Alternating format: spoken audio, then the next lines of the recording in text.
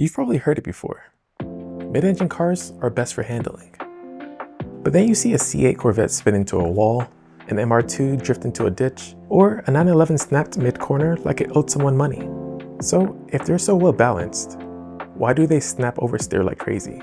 Today we're breaking it down, because mid-engine cars aren't trying to kill you, but they will if you don't respect the weight. I'm Matt, I run ROKR's Drive Club. I love filmmaking, reviewing cars, breaking down how they work, and actually drive the stuff I talk about. So let's get into it.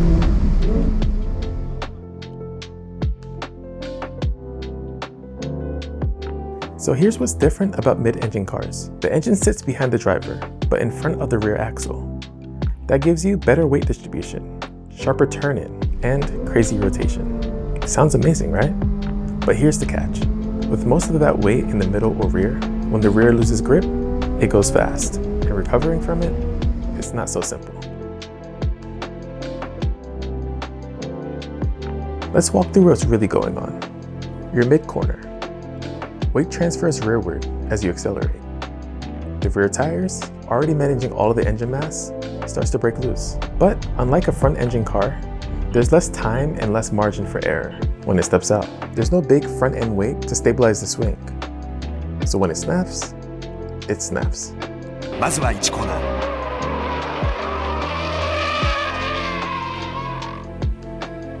If you lift off mid-corner, the sudden weight shift unloads the rear even more, aka lift off oversteer. And by the time you countersteer, you've either spun or overcorrected into a wall. Yikes. This is especially brutal for cars with short wheelbases, high polar moments, and no driver aids. So old MR2s and Lotus Elises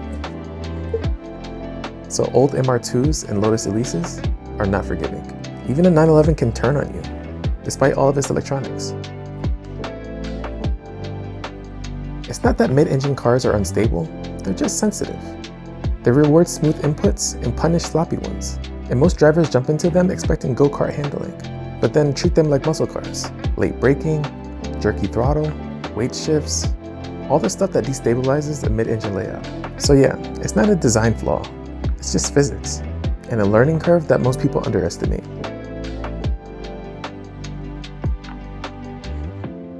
Wider rear tires can help with stability, but they won't save you from snap oversteer on their own. They increase the grip threshold, but once the rear does let go, a wider tire can actually make the breakaway feel even sharper. So a stickier compound is better than just width, and balance is better than bragging rights.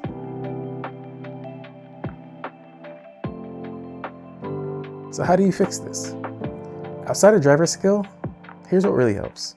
Softer rear suspension tuning to make weight shifts more progressive. Grip bias tire setups. So grippier or slightly wider tires in the rear than the fronts. Dial in a little understeer on purpose. A limited slip differential to control rear wheel behavior. And if you got it, use stability control that's actually tuned for this layout. Weight is what makes mid-engine magic happen, but it's also why you need to know what the car is doing before it rotates on you. Mid-engine cars don't try to kill people. They just expose bad habits. So if your C8, Boxster, or MR2 snapped on you, it probably wasn't the car. Drop a comment. What's the sketchiest moment you've had behind the wheel? And if you want to understand why your car behaves the way it does and how to make it better, grab the Car Bible. It's linked below. Learning about cars as a beginner doesn't have to feel like rocket science. That's why I wrote the Car Bible, to cut through the nonsense. It's written in plain English. No flange this or torque that. Just the basics you actually need to know. Think of it as a cheat sheet to help you learn about cars. Whether you're trying to avoid getting scammed by your mechanic or just figure out what that weird light means, this book's got you. So grab your physical or digital bundle today. Or don't, and keep pretending you know what a serpentine belt does. Your call.